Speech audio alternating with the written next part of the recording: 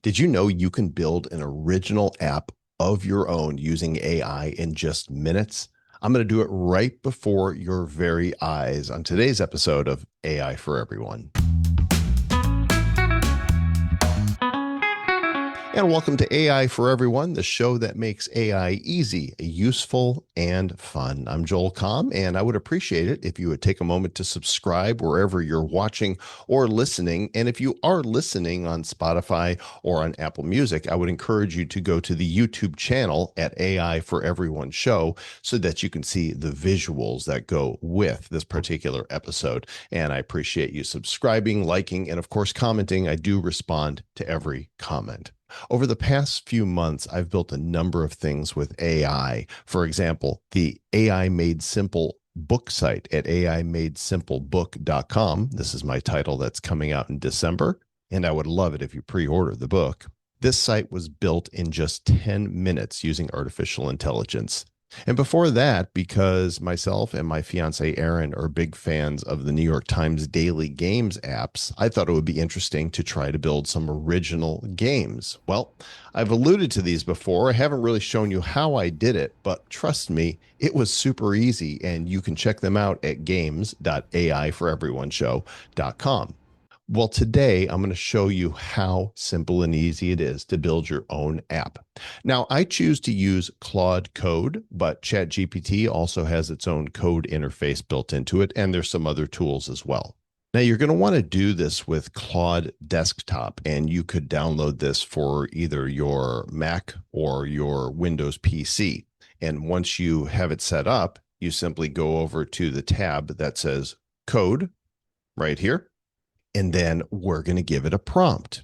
Now, your imagination can take you to all kinds of places as far as what kind of app would be useful for you. But for the purpose of this demonstration, we're going to do something really simple that is kind of universal. Everybody eats out from time to time, and when you do, you like to tip. And so why don't we build a simple tip calculator that you can pull up on your phone and use anytime that you are dining out? First thing we're going to do is click a new session. We're going to paste our prompt. I'm going to say, build me a simple tip calculator as a single web page. I want a box to type in the total bill, buttons to pick a tip of 15, 18, 20, or 25%, and a box for how many people are splitting it. Then show me the tip amount, the grand total, and what each person owes. Make everything big and easy to read with warm, friendly colors, nothing fancy, just clean and inviting. Sounds simple enough, right? Well, let's go ahead and enter this prompt. When you do that, it's going to ask you to select a folder on your computer that Claude can work in. So I've created one on my desktop that is called Claude. It's going to ask if you can trust that workspace. Well, I just made it, so yes, we can trust it. If your PC or your Mac says you need to download something in order to be able to use code, that's fine, as long as you're using the app and it's suggesting that you install something. In this case, it wants to install something called Git for Windows that allows me to run local sessions. This is honestly the most challenging part of the whole thing. So since I'm using Windows, I'm going to go ahead and click the standalone installer and download that. And then I'm going to click to run and install it. You'll go through the typical installation process like you do for every program that you might download. And I'm just saying okay to all the defaults. This is something that you'll do just the first time that you use Claude Code. I know you might be saying, Joel, I'm not a programmer. I can't code. Well, neither am I. I can't do any of that. And now we're ready to go. So I've got my prompt. I hit enter. And now Claude Code is going to analyze my prompt, and it's going to build me a prototype that we can look at in any web browser. You could also see that as we're waiting for it to do what it's doing, it's telling us how much time it's going to take. I want you to notice that I didn't code anything. Claude has a built-in browser in it, so it will show you what it's created right here in the side panel.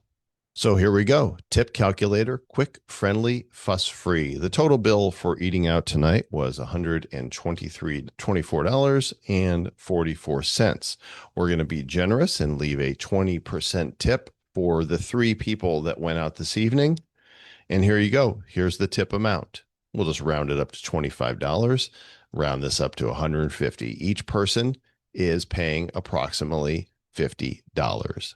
There it is. It's that easy. Want to change the tip size? Let's be super generous because they were really great. And now we're going to give a 25% tip.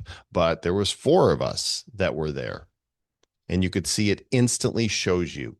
That's it. We just built an app. But let's say we want to make some changes. This is the part I love. I still don't have to learn any code. I just tell Claude Code what I want to change. So we're going to put in here, this is great. I do like to compliment AI when it gets it right.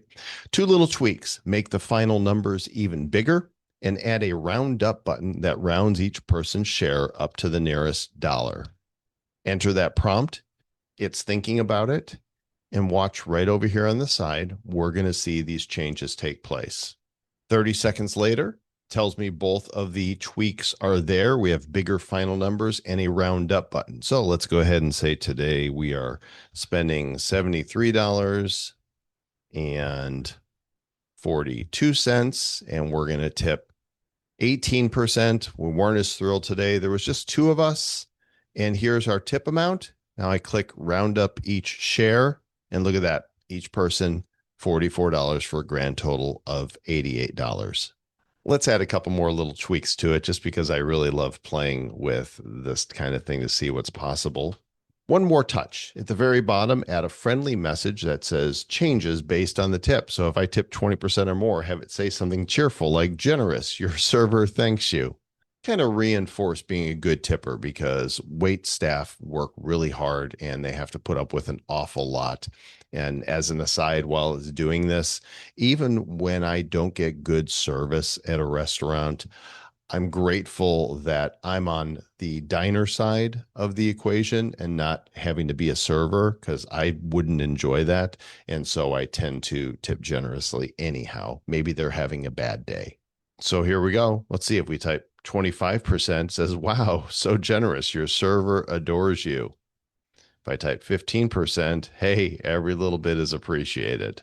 Let's make one more change here because we want this to be useful so that we can actually use it on our phone. So we want it to size properly. So my prompt is, last thing, let's make sure this looks good on my phone too, since I'll actually want to use it at restaurants. Makes perfect sense. Understanding exactly what I'm asking, it's now going to add some mobile polish to the little app that we just built. And this is really the whole point of it. It's not just a toy, it's something practical that we can use in the real world. And Claude now says, okay, we're tuned for phones. Your website, which is really all this is a web page, will look and feel right at the table. It fits any screen. There's no annoying iOS zoom. There's comfy tap targets. It says it's notch safe, so it works on edge-to-edge screens, and the numbers are very readable. And just like that, we built an app that had not existed before using code without writing a line of code. Maybe you've got some ideas for an app that you'd like to try building. In fact, I just asked Claude to say, hey, what creative ideas do you have for an app that somebody who's listening might want to try building? And this is what it told me. A personal recipe box. Store your own family recipes in one place with a button to scale the servings up or down.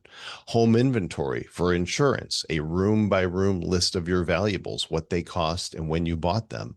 Daily medications and routine tracker. A trip packing list generator. You tell it where you're going to go and for how long. Make sure you don't forget anything.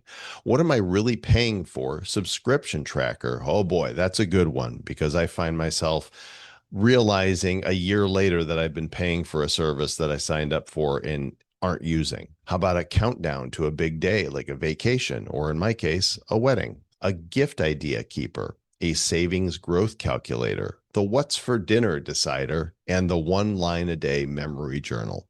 These are just some ideas that Claude came up with on a whim. Imagine what you could do if you really put some thought into what would be practical and useful for you.